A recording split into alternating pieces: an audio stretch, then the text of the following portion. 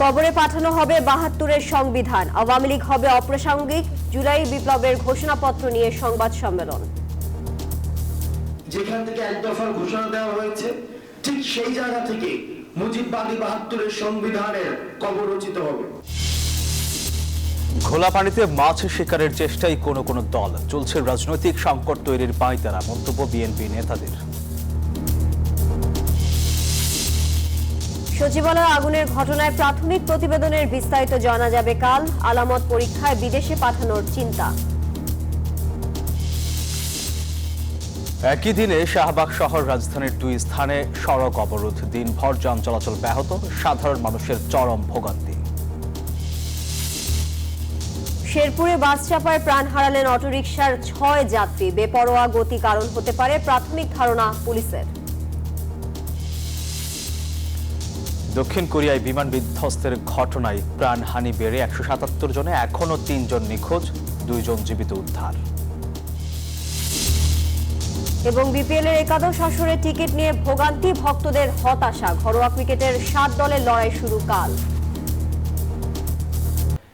দর্শক, স্বাগত নিউজ 24 সংবাদে, আপনাদের সাথে আছি আমরা দুজন, আমি সোহাগ বক্স এবং আমি তানিয়া হারুন। দেখছিলেন সংবাদ শিরোনাম, এবার বিস্তারিত। ৭২-এর সংবিধান কবরে পাঠানো হবে, দেশের রাজনীতিতে অপ্রাসঙ্গিক হবে আওয়ামী লীগ, এসব থাকবে জুলাই বিপ্লবের ঘোষণাপত্রে। দর্শক, সংবাদ সম্মেলন করে এসব কথা জানিয়েছে বৈষম্য বিরোধী ছাত্র আন্দোলন। সেখানে জানানো হয় এই ঘোষণাপত্র দেয়া হবে আগামী 31 ডিসেম্বর। নেতারা জানান, গণ অভ্যুত্থান মানুষের মাঝে যে আকাঙ্ক্ষা তৈরি করেছিল, এই ঘোষণাপত্র তা পূরণ করবে। বাংলাদেশের রাজনৈতিক ইতিহাসে এক নতুন অধ্যায়ের নাম জুলাই বিপ্লব, যেখানে জীবন বাজি রেখে স্বৈরাচারের বিরুদ্ধে রাজপথে নেমেছে ছাত্র জনতা, নিশ্চিত করেছে শেখ হাসিনার পতন। ঐতিহাসিক সেই বিপ্লবের ঘোষণাপত্র আসছে 31 ডিসেম্বর। শনিবার সন্ধ্যার পর থেকেই আভাস পাওয়া যায় বৈষম্যবিরোধী ছাত্র আন্দোলন ও জাতীয় নাগরিক কমিটির ভেরিফাইড ফেসবুক পেজে। পরপর দেয়া হয় একই ধরনের বেশ কয়েকটি পোস্ট। তখন থেকেই এ নিয়ে জনমনে বাড়তি আগ্রহ তৈরি হয়, চলে নানামুখী আলোচনা। রোববার অবস্থান পরিষ্কার করতে সংবাদ সম্মেলন করেন বৈষম্যবিরোধী ছাত্র আন্দোলনের আহ্বায়ক হাসনাত আব্দুল্লাহ ও জাতীয় নাগরিক কমিটির মুখ্য সমন্বয়ক সার্জিস আলম। জনমানুষ থেকে এসেছে, সেটিকে আমরা বাস্তবায়ন করব। ৭২-এর সংবিধানকে মুজিববাদী উল্লেখ করে হাসনাত আব্দুল্লাহ বলেন, জুলাই বিপ্লবের ঘোষণাপত্রে ৭২-এর সংবিধানের কবর রচিত হবে। যেখান থেকে এক দফার ঘোষণা দেওয়া হয়েছে ঠিক সেই জায়গা থেকে মুজিববাদী ৭২-এর সংবিধানের কবর রচিত হবে। সার্জিস আলম জানান, বৈষম্যবিরোধী ছাত্র আন্দোলন ও জাতীয় নাগরিক কমিটি কখনো রাজনৈতিক দল হবে না। যারা আগামীর বাংলাদেশের তরুণ প্রজন্মের নেতৃত্বের জায়গাটিতে যেতে চায়, তারা নতুন কোন রাজনৈতিক দল যেটি আসছে এক বা একাধিক, সেখানে তারা যুক্ত হতে পারে, কিন্তু এই দুইটি প্ল্যাটফর্মের নামে আগামীতে কোনো রাজনৈতিক দল হবে না। বৈষম্যবিরোধী ছাত্র আন্দোলনের মুখ্য সংগঠক আব্দুল হান্নান মাসুদ বলেন, 2018 সালের কোটা ও সড়ক আন্দোলন শেখ হাসিনার ভিত নাড়িয়ে দেয়। 24-এর আন্দোলন সেখানে শেষ পেরেক মারে। আওয়ামী লীগ ফ্যাসিস্ট হাসিনাকে এবং তার নেতৃত্বকে যেভাবে এখান থেকে তারা নিষিদ্ধ ঘোষিত করছে, সেখানে এসে তারা আওয়ামী লীগকে অপ্রাসঙ্গিক ঘোষণা করবে বাংলাদেশের মাটি থেকে। বিপ্লব পরবর্তীতে দেশের মানুষের যে আশা আকাঙ্ক্ষা তৈরি হয়েছে তা পূরণ করতেই প্রোক্লেমেশন অফ জুলাই রেভলিউশন ঘোষণা করা হবে বলে জানান সমন্বয়করা।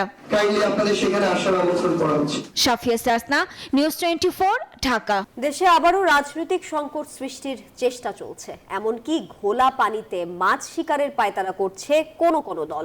রাজধানীতে বিভিন্ন অনুষ্ঠানে এমন মন্তব্য করেছেন বিএনপির দায়িত্বশীল নেতারা। তারা বলছেন, সংবিধানে খারাপ কিছু থাকলে তা সংশোধন বা পুনর্লেখন করা যেতে পারে, তবে তা অবশ্যই হতে হবে অংশীজনদের মতামতের ভিত্তিতে।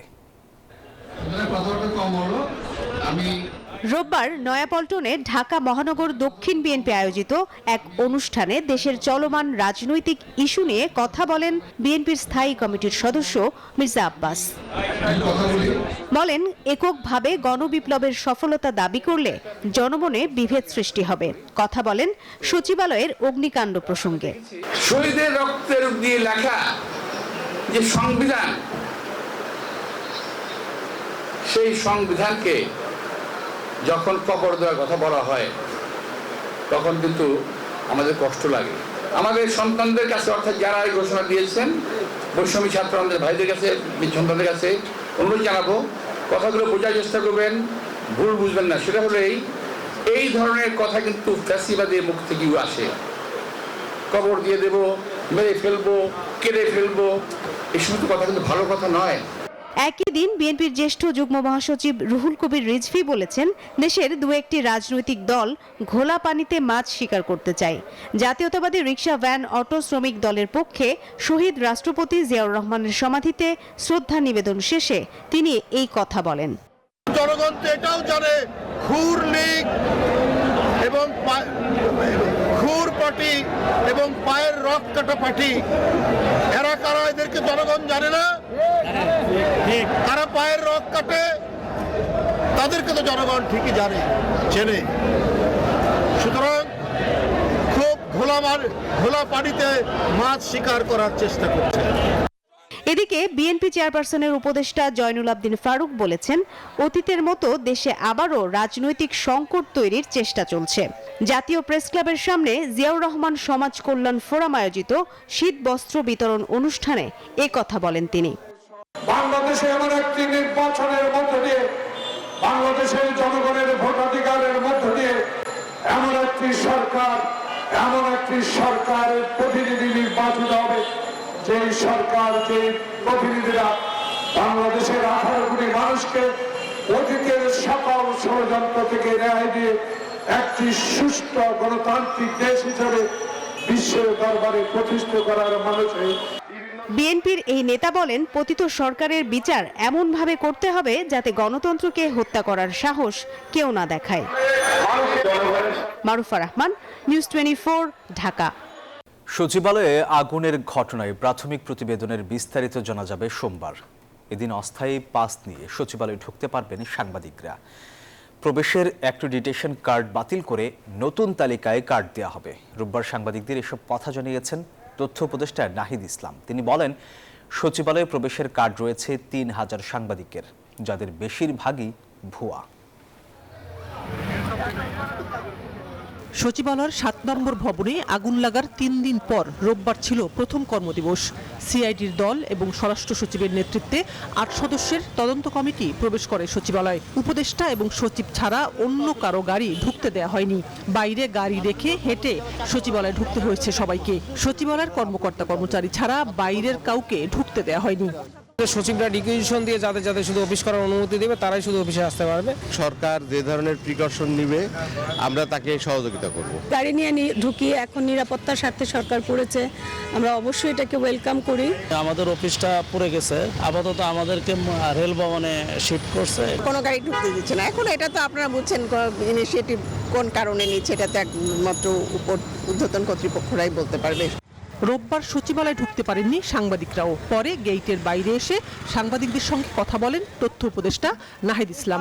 জানান, আগুন লাগার ঘটনার সঠিক তথ্য জানতে প্রাথমিক প্রতিবেদনের অপেক্ষায় আছেন তারা। আমাদের যে তদন্ত কমিটি করা হয়েছিল সেটা আজকে শেষ দিন, একটা প্রাথমিক রিপোর্ট দেওয়ার। আগামীকাল কিছুটা জানতে পারবো ঘটনাটি। তবে ঘটনাটি আমাদের সবার ভিতরে একটা উদ্বেগ তৈরি করেছে।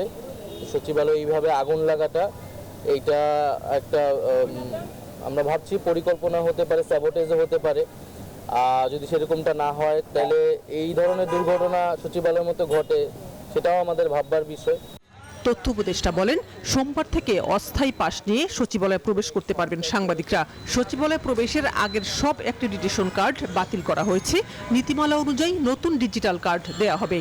নাম সর্বস্ব বিভিন্ন পত্রিকার নাম ব্যবহার করে অ্যাক্রিডিটেশন কার্ড দিয়ে একটা এখানে সচিবালয়ে প্রবেশের ব্যবস্থা করা হয়েছে। ফলে সেটি আমাদের পুনর্মূল্যায়ন এবং পরীক্ষা নিরীক্ষার প্রয়োজন। একটা নির্দিষ্ট সময়ের মধ্যে সাংবাদিকদের আবেদনের ভিত্তিতে নীতিমালা অনুযায়ী নতুন করে আবার স্থায়ী পাসের ব্যবস্থাটি করব এবং সেই সময় পর্যন্ত একটা সীমিত সংখ্যা একটা অস্থায়ী পাস আগামীকাল থেকে দেওয়া হবে। এদিকে স্বরাষ্ট্র মন্ত্রণালয় থেকে জানানো হয়েছে, আগুনের ঘটনা তদন্তের স্বার্থে সোমবার থেকে সচিবালয়ে প্রবেশ সীমিত করা হয়েছে। আগামী 15 জানুয়ারি পর্যন্ত স্বরাষ্ট্র মন্ত্রণালয়ে পাঠানো তালিকা অনুযায়ী সচিবালয়ে ঢুকবেন সাংবাদিকরা। শানাজি ইয়াসমিন, নিউজ 24, ঢাকা। সচিবালয়ে আগুনের ঘটনায় আলামত সংগ্রহ করা হয়েছে। প্রধান উপদেষ্টার অনুমতি পেলে ঘটনার প্রকৃত কারণ উদ্ঘাটনে আলামত বিদেশে পরীক্ষার জন্য পাঠানো হতে পারে, জানিয়েছে প্রধান উপদেষ্টার প্রেস উইং। রোববার বিকালে সংবাদ সম্মেলনে এই তথ্য জানানো হয়। প্রধান আজকে জানিয়েছেন যে আগামীকালকে ওনারা প্রাথমিক প্রতিবেদনটি মাননীয় প্রধান উপদেষ্টার কাছে হস্তান্তর করবে। তদন্ত কাজ এই মুহূর্তে খুব সাকসেসফুলি চলমান আছে। তদন্ত কাজের অংশ হিসেবে ওনারা যাবতীয় প্রয়োজনীয় আলামতগুলো সংগ্রহ করেছেন এবং এর মধ্যে কিছু আলামত দেশে পরীক্ষা নিরীক্ষা করা হচ্ছে। ওনারা যদি প্রয়োজন মনে করেন কিছু আলামত দেশের বাইরে পাঠিয়ে পরীক্ষা নিরীক্ষা করা হবে বলে ওনারা আমাদেরকে জানিয়েছেন। ইন্টার্ন চিকিৎসকদের আন্দোলনে ফের অচল হয়ে পড়ল রাজধানী। মাসিক ভাতা 50,000 টাকা করার দাবিতে রাজধানীর শাহবাগ মোড় অবরোধ করে মহাসমাবেশ করেন পোস্ট গ্রাজুয়েট প্রাইভেট ট্রেনি চিকিৎসকরা। মূল এই পয়েন্টে যান চলাচল বন্ধ থাকায় ক্রমেই স্থবির হয়ে পড়ে পুরো রাজধানী। প্রায় 6 ঘন্টা এই ভয়াবহ যানজটে সীমাহীন দুর্ভোগে দিনটি কাটিয়েছে সাধারণ মানুষ। সকাল 11টায় শাহবাগে নামেন পোস্ট গ্রাজুয়েট প্রাইভেট ট্রেনি চিকিৎসকরা। পূর্ব ঘোষণা অনুযায়ী ভাতা 30,000 টাকা থেকে 50,000-এ উন্নতিকরণের আলটিমেটাম দিয়েছিলেন 13,000 ট্রেনি চিকিৎসক। এর আগে 22 ডিসেম্বর আন্দোলন করলে 25 থেকে বাড়িয়ে 30,000 টাকা ভাতা দেওয়ার ঘোষণা দেয় সরকার। ট্রেনি চিকিৎসকরা বলেন, সরকারি চিকিৎসকরা নবম গ্রেডে 50,000 টাকা বেতন পেলেও বৈষম্যের শিকার হচ্ছেন তারা। আমরা এত বছর কষ্ট করে পড়াশোনা করে এই পর্যন্ত এসেছি, নিজের একটা জায়গা তৈরি করেছি, কিন্তু ন্যূনতম ভাতা দিয়ে আমাদেরকে কাজ করানো হয়। আমরা নাইট ডিউটি করতেছি, ইভিনিং ডিউটি করতেছি, তো আমাদেরও তো একটা ভাতার দরকার আছে। আমাদের যে প্রজ্ঞাপন একটা দেওয়া হয়েছে 25,000 থেকে 30,000, এই 30,000 টাকার প্রজ্ঞাপনকে আমরা প্রহসনের প্রজ্ঞাপন বলে মনে করছি। এদিকে সড়কে মহাসমাবেশের কারণে স্থবির হয়ে পড়ে রাজধানীর সড়কগুলো। চরমে পৌঁছায় দুর্ভোগ। অনেকে উপায় না পেয়ে পায়ে হেঁটে গন্তব্যে পৌঁছানোর চেষ্টা করেন। আন্দোলন করলে একটা সাইড নিয়ে আন্দোলন করুক, এভাবে সাধারণ ধরনের কষ্ট দেওয়া ভোগান্তি দেওয়া এটা আন্দোলন করার কোনো মানি হয় না। আমরা ঘন্টা বাগানে দেওয়া বসে আছি। যাত্রী উঠেছিলাম, যার যার ভাড়া ছিল ফেরত নিয়ে চলে গেছে, নামে গেছে। এক ডাক্তার মহিলা কইতেছে, আমি বলি আপনারা যে এগুলি কইরা আমাদেরকে কষ্ট দিয়া আর অভিশাপ নিতে আসেন। অবরোধের কারণে ফার্ম গেট, এলিফ্যান্ট রোড ও কাকরাইল সড়কে প্রায় 6 ঘন্টা বন্ধ থাকে যান চলাচল। দাবি আদায়ের মূল কেন্দ্র হিসেবে নির্ধারণ করা হয় রাজধানীর প্রধান সড়কগুলো। গণ অভ্যুত্থানের পর এ ধরনের লাগামহীন আন্দোলন স্থির করে দিচ্ছে রাজধানীর চিত্র। অধিকার আদায়ে সড়কে অবস্থান না নেওয়ার আহ্বান সাধারণ মানুষের। শাহবাগ থেকে আরিফুল ইসলাম, নিউজ 24। এবার অবস্থান কর্মসূচি পালন করলেন সশস্ত্র বাহিনীর চাকরিচ্যুত বাধ্যতামূলক অবসরপ্রাপ্ত সদস্যরা। সকালে জাহাঙ্গীর গেটে অবস্থান নিয়ে 3 দফা দাবি জানান তারা। এ সময় বন্ধ হয়ে যায় যান চলাচল, ভোগান্তিতে পড়েন সাধারণ মানুষ। পরে দাবি পর্যালোচনার আশ্বাস পেয়ে রাস্তা ছাড়েন আন্দোলনকারীরা। ঢাকা সেনানিবাসের শহীদ জাহাঙ্গীর গেটের সামনে হঠাৎ সশস্ত্র বাহিনী থেকে চাকরিচ্যুত ও বাধ্যতামূলক অবসরে যাওয়া সদস্যদের এই অবস্থান। কেউ এসেছেন একা, আবার অনেকেই রাস্তায় নেমেছেন সপরিবারে। এই সময় সশস্ত্র বাহিনী থেকে তাদের হারানো চাকরি ফেরত ও বাহিনীর বিচারিক আইন সংস্কার সহ 3 দফা দাবি জানান তারা। বলেন, ছোট ছোট কারণে চাকরি হারানো সহ অমানবিক নির্যাতন সহ্য করতে হয়েছে তাদের। এর সুষ্ঠু বিচারের দাবিও করেন তারা। দেশ দিন সেনাবাহিনীর কোয়ার্টার গার্ডে বন্দি রেখে কোনোরূপ জিজ্ঞাসাবাদ না করে তারা নিজেদের মতো কাগজপত্র বানিয়ে আমাকে 3 মাসের সিভিল জেল সহ বাড়িতে পাঠানো হয়েছে উইদাউট পেনশন ছাড়া। 48 দিন আমারে হচ্ছে চোখ বাইদা, আমারে হচ্ছে একটা ছোট্ট ঘরে, আয়না ঘরের মতো একটা ছোট্ট ঘরে আমার আবদ্ধ করে রাখছে। দেলোয়ার হোসেন সাইদির ওয়াজ টাকার কারণে মোবাইলে আমাকে চাকরিচ্যুত করা হয় এবং আমাকে জিএমবির সদস্য হিসেবে আমাকে গণ্য করা হয়। তাদের এই আন্দোলনে সড়কে বন্ধ হয়ে যায় যান চলাচল। চরম ভোগান্তিতে পড়েন সাধারণ মানুষ। অফিসের টাইম অফিসে অনেকে যায়, এই বিষয়ে সাধারণ মানুষের ক্ষতিটা বেশি হয়। একটা সিস্টেমেটিক ওয়েতে যদি এগুলো সবগুলো সরকারের কাছে দাবিগুলো জানিয়ে দেওয়া যায় তাহলে কিন্তু ভালো হয়, জনগণের ভোগান্তি কম হয়। পরে সশস্ত্র বাহিনীর পক্ষ থেকে তাদের দাবিগুলো পর্যালোচনা করার আশ্বাস দেওয়া হয়। আবার যে দাবি দেওয়া এটা আমরা শুনেছি এবং ওনারা একটা টাইমলাইন বেঁধে দিয়েছে। আমরা আমাদের সর্বোচ্চ চেষ্টা করব সেই টাইমলাইনের ভিতরে দাবি দেওয়াটা আমরা মেনে নিতে। অথরিটি যে 5 দিনের সময় বেঁধে দিয়েছেন, আমরা ধৈর্য ধরে এই 5 দিনের মধ্যে তাদের সিস্টেমেটিক সুরাহার জন্য অপেক্ষা করব। সশস্ত্র বাহিনীর আশ্বাসে নিজেদের অবস্থান কর্মসূচি প্রত্যাহার করে নেয় অবস্থানকারীরা। স্বাভাবিক হয় যান চলাচল। নাইম আলচিকো, নিউজ 24, ঢাকা। চিন্ময় কৃষ্ণ দাস সহ সব অভিযুক্ত ও আটক ব্যক্তির বিচার পাওয়ার অধিকার নিশ্চিতের আহ্বান জানিয়েছেন শিক্ষাবিদ অধ্যাপক আনু মোহাম্মদ। সকালে জাতীয় প্রেসক্লাবে গণতান্ত্রিক অধিকার কমিটির সংবাদ সম্মেলনে এই আহ্বান জানান তিনি। বলেন, অজ্ঞাতনামা আসামি রেখে হাসিনা আমলের মতো বাণিজ্য চলছে। চিন্ময় কৃষ্ণ দাস সহ সকল অভিযুক্ত আটক ব্যক্তির বিচার পাওয়ার অধিকার নিশ্চিত, আর তাদের আইনজীবীরা যাতে আদালতে জামিনের আবেদন সহ সকল ধরনের আইনি পদক্ষেপ নির্বিঘ্নে নিতে পারেন সেটা নিশ্চিত করতে হবে। আইনজীবীরা আদালতে যেতে পারবে না, এই পরিস্থিতি একটা ভয়ঙ্কর পরিস্থিতি, এই পরিস্থিতির অবশ্যই শেষ হওয়া দরকার। সাবেক প্রধানমন্ত্রী শেখ হাসিনা সর্বস্বীকৃত খুনি। দর্শক এমন মন্তব্য করেছেন সাংবাদিক ও লেখক শফিক রেহমান। তিনি বলেছেন, দীর্ঘ প্রক্রিয়া নয়, শেখ হাসিনার বিচার এক সপ্তাহেই সম্ভব। দুপুরে জাতীয় প্রেস ক্লাবে এক আলোচনা সভায় তিনি এসব কথা বলেন। কমিশনকে প্রথম বুঝতে হবে যে এটা হত্যাকাণ্ড, এবং সেই জন্যই আপনি কমিশন, নাহলে বিদ্রোহের ইনকোয়ারি তো হয়ে গেছে। এই যে ঘটনাটা ঘটে এটা কিন্তু 9 সালে ক্ষমতা আসার পরের না, বেশ আগের পরিকল্পনার অংশ। এই পরিকল্পনার অংশ হিসেবে ছিল 1/11, তারপরে এই যে 8 সালের নির্বাচন। যেখানে যান দেয়ালে দেখবেন খুনি আছে না, এটা কি আমি দিয়েছি, এটা সাধারণ মানুষ দিয়েছে। তার মানে তারা সবাই জানে এই হত্যাকাণ্ডের জন্য তিনিই দায়ী, যে এই হত্যাকাণ্ডের কথা আমরা বলছি, এবং পরবর্তীকালে জুলাই আগস্টে হত্যাকাণ্ড হচ্ছে তারও জন্য তিনি নেই। শেরপুরে যাত্রীবাহী বাসের চাপায় অটোরিকশার 6 যাত্রী নিহত হয়েছেন। রোববার দুপুর 12:15টার দিকে ভাতশালা এলাকায় এই দুর্ঘটনা ঘটে।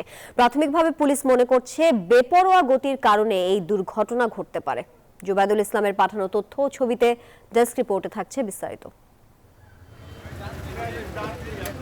ঘড়ির কাঁটায় বেলা 12:15। শেরপুর সদর উপজেলার ভাতশালা এলাকায় কুড়িগ্রামের রৌমারী থেকে ছেড়ে আসা ঢাকাগামী রিফাত পরিবহনের একটি বাস শেরপুর সদরের তারাকান্দি থেকে শেরপুরগামী সিএনজি চালিত অটোরিকশার মুখোমুখি সংঘর্ষ হয়। এতে হতাহতের ঘটনা ঘটে।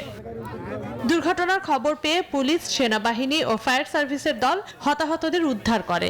লাশ মর্গে প্রেরণ করা হয়েছে, বাস আটক আছে, রাস্তা যানবাহন বহির্মুখী চলাচল স্বাভাবিক। দিন দিনই বাড়ছে এমন সড়ক দুর্ঘটনার সংখ্যা, এতে নিঃস্ব হচ্ছে বহু পরিবার। আজকের অ্যাক্সিডেন্টে যার হারিয়েছে সে বুঝতেছে তার যন্ত্রণা। বাসগুলা এখানে কোনো আন্ডারপাস ওভারপাস কিছু নাই।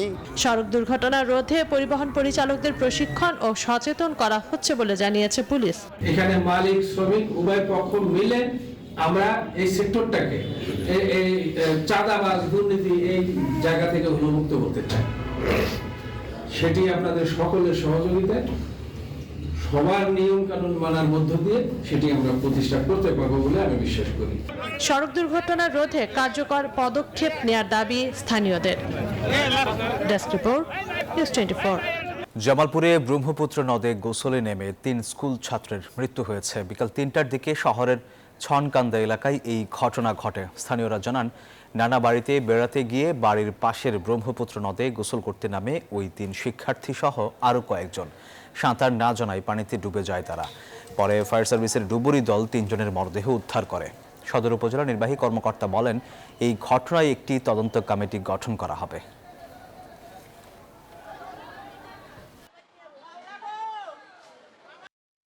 দেশের ব্যাংকিং খাতে অতীতে নানা বৈষম্য ও দুর্নীতি হয়েছে, যার জন্য চরম মূল্য দিতে হয়েছে। অর্থ পাচার ও খেলাপি ঋণের মতো ঘটনাও এর জন্য দায়ী। রাজধানীতে এক অনুষ্ঠানে এসব মন্তব্য করেন অর্থনীতিবিদরা। তারা বলেন, সুস্থ ব্যাংকিং ব্যবস্থাপনার জন্য স্থায়ী কমিশন দরকার। উদ্বোধন ঘোষণা করবেন জাতীয় প্রশিক্ষণ, গবেষণা, পরামর্শ ও শিক্ষা প্রতিষ্ঠান Bangladesh institute of bank management BIBM এর সুবর্ণ জয়ন্তী। রাজধানীর মিরপুরে আয়োজিত অনুষ্ঠানে যোগ দেন বাংলাদেশ ব্যাংকের গভর্নর সহ এ খাতের অংশীজনেরা। এ সময় বক্তারা দেশের ব্যাংকিং খাতের নানা দিক তুলে ধরেন। বলেন, দুর্নীতি ও অনিয়ম বন্ধে স্থায়ী কমিশন করা দরকার। পাশাপাশি ডিজিটাল ব্যাংক ঋণ চালু করতে গভর্নরের প্রতি আহ্বান জানান তারা। আমাদের গভর্নর স্যার চিন্তা করবেন যে ডিজিটাল ব্যাংকিং, ডিজিটাল লোন, এই যে ব্যাংকের প্রতিটা ব্যাংক ফোনের মধ্যে অ্যাপ দিয়ে আলটিমেটলি ডিপোজিট কাস্টমারকে সার্ভ করছে, বাট তারা লোনে যেতে চাইছে না ওইভাবে। উনি ওইদিকেও মন দিবেন। ব্যাংকিং খাতের বৈষম্য ও দুর্নীতির চিত্র তুলে ধরে বিশেষজ্ঞরা বলেন, ব্যাংকিং খাতের উন্নয়নে যে কোনো মূল্যে অনিয়ম দূর করতে হবে। 5ই আগস্টে একটা বড় ধরনের পরিবর্তন হয়েছে। আমাদেরকে বিআইবিএম আগামীতে কি করবে, বাংলাদেশের ব্যাংকিং সেক্টর কি রকম হওয়া উচিত, সেটাকে আমাদেরকে কিন্তু দেখতে হবে। এর আগে বাংলাদেশ ব্যাংকের গভর্নর বলেন, ব্যাংকিং তথা আর্থিক খাতের যত দূর এগোনো সম্ভব ছিল তা হয়নি। বিভিন্ন অর্জন সত্ত্বেও অনেক ব্যর্থতা আছে। এই ব্যর্থতার আত্মবিশ্লেষণ করতে হবে। এটার মূলে কোনো একক গোষ্ঠী বা একক ব্যক্তিত্ব নয়, এটার মূলে আমরা সবাই হয়তো ভিন্নভাবে কাজ করতে পারতাম, সবাই হয়তো আমাদের নিজ নিজ জায়গা থেকে নিষ্ঠার সাথে কাজ করতে পারতাম। হয়তো ব্যত্যয় ঘটেছে, হয়তো হয়নি, সেই আত্মবিশ্লেষণ আমাদের করতে হবে। আমানতকারী ও বিনিয়োগকারীদের স্বার্থ রক্ষা করতে না পারলে এই খাত খাদের কিনারায় চলে যাবে বলেও মন্তব্য করেন গভর্নর। গ্রিন ফাইন্যান্সিংয়ে আমাদের যেতে হবে, সাস্টেনেবল ফাইন্যান্সিং ইস্যুটাকে ইগনোর করে ব্যাংকিং খাত আগামীতে চলবে। রিয়াদ সুমন, নিউজ 24, ঢাকা। দক্ষিণ কোরিয়ায় বিমান বিধ্বস্তের ঘটনায় নিহতের সংখ্যা বেড়ে 177 জনে দাঁড়িয়েছে। এখনো নিখোঁজ 2 জন, জীবিত উদ্ধার করা হয়েছে 2 জনকে। দর্শক, রোববার সকালে মুয়ান আন্তর্জাতিক বিমানবন্দরে অবতরণের সময় বিধ্বস্ত হয় বিমানটি। এটিকে দক্ষিণ কোরিয়ার ইতিহাসে অন্যতম ভয়ঙ্কর বিমান দুর্ঘটনা বলা হচ্ছে। কাজাখস্তানের পর এবার দক্ষিণ কোরিয়ায় বিমান দুর্ঘটনা। জেজু এয়ারলাইন্সের বিমানটিতে আরোহী ছিল 181 জন। রোববার সকালে দক্ষিণ কোরিয়ার মুয়ানে আন্তর্জাতিক বিমানবন্দরে অবতরণের সময় দুর্ঘটনার শিকার হয় বোয়িং 737-800 ফ্লাইটটি। পাইলট স্বাভাবিক অবতরণের চেষ্টা করছিলেন, কিন্তু ল্যান্ডিং গিয়ার আটকে যেতেই বাধে বিপত্তি। সমস্যা বুঝতে পেরেই রানওয়েতে বিমানটি বেলি ল্যান্ডিং করানোর চেষ্টা করেন পাইলট। তবে গতি বেশি থাকার কারণে রানওয়ে থেকে ছিটকে বিমানবন্দরের পাঁচিলে ধাক্কা খেয়ে আগুন ধরে যায়, ঝলসে যান আরোহীরা। দক্ষিণ কোরিয়ার ইতিহাসে অন্যতম ভয়াবহ বিমান দুর্ঘটনার পরই জরুরি বৈঠক করে দক্ষিণ কোরিয়ার সরকার। ঘটনাস্থল পরিদর্শন করেন দেশটির প্রেসিডেন্ট। দুর্ঘটনার পর দুঃখ প্রকাশ করেছে জেজু এয়ারলাইন্স। নিহত যাত্রীদের পরিবারের প্রতি সমবেদনা এবং সব রকম সহায়তার আশ্বাসও দিয়েছে সংস্থাটি। গেল 25 ডিসেম্বর আজারবাইজান এয়ারলাইন্সের একটি বিমান রাশিয়ার দিকে যাওয়ার পথে কাজাখস্তানে বিধ্বস্ত হয়। এতে 38 জন নিহত হন। আসমাতুলি, নিউজ 24। 3 ভেন্যুতে উদ্বোধন অনুষ্ঠান, মাস্কট উন্মোচন সহ নানা আয়োজনের মধ্য দিয়েই মাঠে গড়াচ্ছে বিপিএল এর 11তম আসর। তবে নতুন বাংলাদেশে নতুনভাবে আয়োজনের প্রতিশ্রুতি থাকলেও মন ভরেনি অধিনায়কদের। এসব নিয়ে ব্যাখ্যা দিয়েছেন বিসিবি পরিচালক নাজমুল আবেদিন ফাহিম। বছর ঘুরে আবার বিপিএল এর আসর। হোম অফ ক্রিকেটে দেশি বিদেশি ক্রিকেটারদের মিলন মেলা, অনুশীলনে তারকার ছড়াছড়ি। 7টি দল যে যার মতো প্র্যাকটিস সেরেছে। নতুন বাংলাদেশে বিপিএল এর নতুন শুরুর অপেক্ষায়। স্টেডিয়ামও সেজেছে জুলাই বিপ্লবের আদলে। গ্যালারিতে ফুটে উঠেছে গ্রাফিতি। স্টেডিয়ামের জায়ান্ট স্ক্রিন, বসার চেয়ার কিংবা পিচ সবই প্রস্তুত। বিপিএল এর এমন আয়োজন দেখেও সন্তুষ্ট হতে পারেননি দলগুলোর অধিনায়করা। অন্যরকম বিপিএল যদি আমাদের করতে হয়, we need to invest on cricket. That is the most important thing. We need to invest on the tournament, not on concerts or anything else. So ক্রিকেটে যদি ইনভেস্ট করি আর টুর্নামেন্টে যদি ইনভেস্ট করি, তখন আমরা বলতে পারবো যে এটা নতুন করে বিপিএল। সবকিছু শুনছি যে পরিবর্তন হবে, এটা হবে, ওটা হবে, বাট খেলা শুরু না হলে আসলে বলাটা ডিফিকাল্ট যে কতটুকু পরিবর্তন হচ্ছে বা কতটুকু কি হচ্ছে। বিসিবি পরিচালক নাজমুল আবেদিন ফাহিম ব্যাখ্যা দিলেন 11তম আসন নিয়ে। যেটা এক্সপেক্ট করবো সেটা হলো কম্পিটিটিভ ক্রিকেট এক্সপেক্ট করবো, ভালো উইকেট এক্সপেক্ট করব, উইকেট আউটফিল্ড এগুলি ভালো এক্সপেক্ট করব। দলগুলো যেন ভালোভাবে প্রিপারেশন নিতে পারে ইন টার্মস অফ ওদের ভালো উইকেটে প্রিপারেশন নেওয়ার যে ব্যাপারগুলো। আজকাল 2-1 ভেন্যু কিন্তু বেড়েছে, আমরা জানি পিকেএসপিতেও দল যাচ্ছে প্র্যাকটিস করার জন্য। এবার 3 ভেন্যুতে হচ্ছে বিপিএল এর উদ্বোধন অনুষ্ঠান। এবার অপেক্ষা দেশের সবচেয়ে বড় ফ্র্যাঞ্চাইজি আসরের মাঠের লড়াইয়ের। খেলা হাই স্কোরিং না হলে আগ্রহ কতটা থাকবে দর্শকদের, সেদিকেও থাকছে নজর। মাস দিন পেরিয়ে বিপিএল মাঠে গড়াতে বাকি আর মাত্র কয়েক ঘন্টা। প্রস্তুত হোম অফ ক্রিকেট, প্রস্তুত আসরে অংশ নেওয়া 7 দল। 7ই ফেব্রুয়ারি ফাইনালে কার হাতে উঠবে বিপিএল এর সোনালী ট্রফি, সেটি দেখার জন্য অপেক্ষা করতে হবে প্রায় 1.5 মাস। তবে মাঠের লড়াই যে জমজমাট হবে সে আশা জানিয়ে রেখেছে আয়োজকরা। Shubhodeb Nath, news 24, Mirpur Sherebangla stadium, Dhaka. দর্শক, বিপিএলের একাদশ আসরের টিকিট নিয়ে ভোগান্তিতে পড়েছে সাধারণ মানুষ। রোববার ভোর থেকে মিরপুর ভিড় করেন ভক্তরা, আর টিকিট না পাওয়ার হতাশায় করেছেন বিক্ষোভ। সমস্যা সমাধানের চেষ্টা চলছে জানিয়েছেন বিসিবি পরিচালক নাজমুল আবেদিন ফাহিম। আমরা সকাল 6টা থেকে এখানে অপেক্ষমান যে আমাদেরকে টিকিট দেওয়া হবে। আমরা দীর্ঘ 5-6 ঘন্টা এখানে দাঁড়িয়ে আছি এই রোদের মধ্যে, আমাদেরকে টিকিট দিচ্ছে না। বিপিএল এর টিকিট বিতরণের ব্যবস্থাপনা নিয়ে ক্ষোভে ফেটে পড়েছে সাধারণ ক্রিকেট ভক্তরা। যে দর্শকরাই ক্রিকেট মাঠের প্রাণ, তাদের দিকেই নজর নেই বিসিবির। প্রতিবারের মতোই টিকিট বিতরণ নিয়ে হযবরল অবস্থা ক্রিকেট বোর্ডের। এবারের বিপিএল হবে প্রতিবারের চেয়ে আলাদা, তার প্রমাণ বিসিবি এরই মধ্যে দিয়েছে। তাতেই বিপিএল নিয়ে আগ্রহ বেড়েছে সাধারণ মানুষের। তবে ডিজিটাল প্ল্যাটফর্ম ও অনলাইনে টিকিট ক্রয় করতে পারবে দর্শক, এমন কথা বললেও তা বিকল। তাই বাধ্য হয়ে ভোর থেকেই দর্শকরা হাজির মিরপুরের হোম অফ ক্রিকেটে। সেখানেও অব্যবস্থাপনা দেখে বেজায় চটেছেন দর্শকরা। মানে ইচ্ছাই নাই টিকিট দেওয়ার, টিকিট যেন দিবে এটার কোনো তাদের ইচ্ছাই নাই। 4টার দিকে বদল নামাজ পড়ে আস্তে আস্তে হাঁটতে হাঁটতে চলে আসলাম হলে 1 নম্বর ওই জায়গায় 10টা পর্যন্ত ছিলাম। 10টা পর্যন্ত আইসা দেখি কোনো টিকিট নেই। আমি তো ঘন্টাখানেক হবে আসছি, আইসা দেখি কি অবস্থা, গন্ডগোল। এখন জানি না টিকিট পাবো কিনা। আজকে টিকিট দিতেছে না, অথচ তারা কালকে আমাদের টিকিট দিবে, অথচ আমরা যেয়ে দেখবো কি যে কালো বছরই হাতে টিকিট। তবে টিকিট নিয়ে সব সমস্যা দ্রুতই সমাধান করবে বিসিবি, বলছেন নাজমুল আবেদিন ফাহিম। দায়ভারটা অবশ্যই আমাদেরকে নিতে হবে, as simple as that. যারা খেলা দেখতে আগ্রহী, যারা খেলা দেখতে চান, তাদের কাছে তথ্যটা আরো আগে যাওয়া উচিত ছিল। না যাওয়াটার দায়টা কিন্তু কমপ্লিটলি আমার, as simple as that.